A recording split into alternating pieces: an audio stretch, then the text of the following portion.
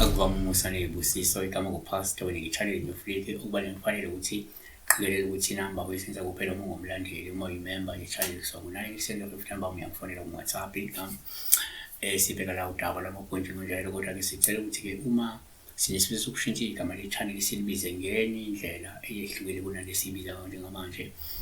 Uma unalo igama ongafisa usibize ngalo singalibuka ungaliphakamisa kanti vela uSimeyoni Sithole 9101 au 08 empilo mina ngubishop-ke ngelebandla kodwa ngelincane kepha-ke ngiphupheke la kuleli bandla ngingena emnyango wesonto la ngikhonzela khona.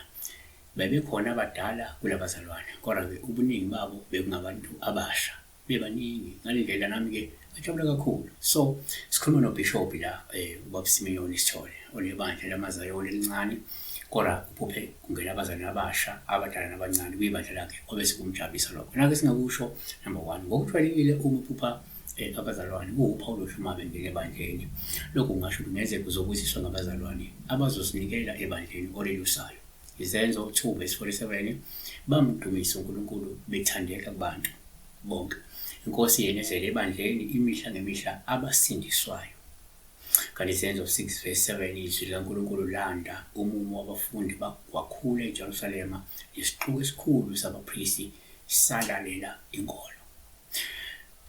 2 kwesinye isikhathi uma uphupha abazalwane uwuphawu oluhlumayo bengena ebandleni ngabe kukhomba ukuthi kungenzeka kunabazalwane abafuna ukuzihlanganisa nebandla abezayo.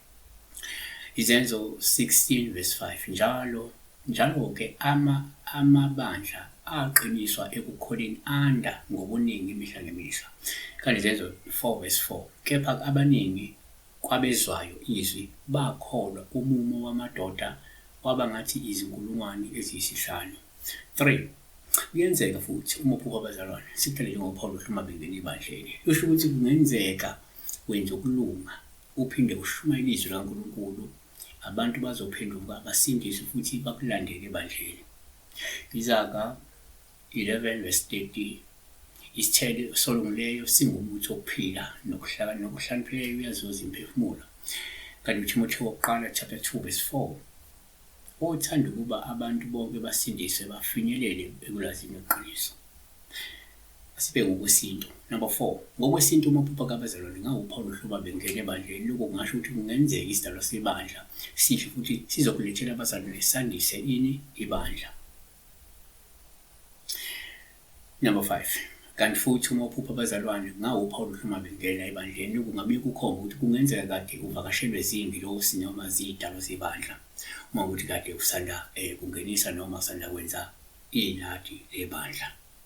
So lokhu kungakena uma ukuthi uvakashelwe zingilosi zebandla noma idalwa zebandla.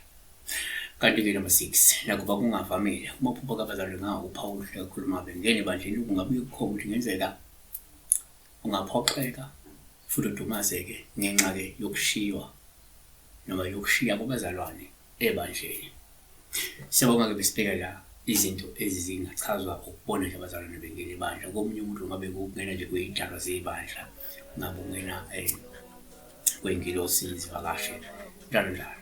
Siyabonga kakhulu-ke Nkosi.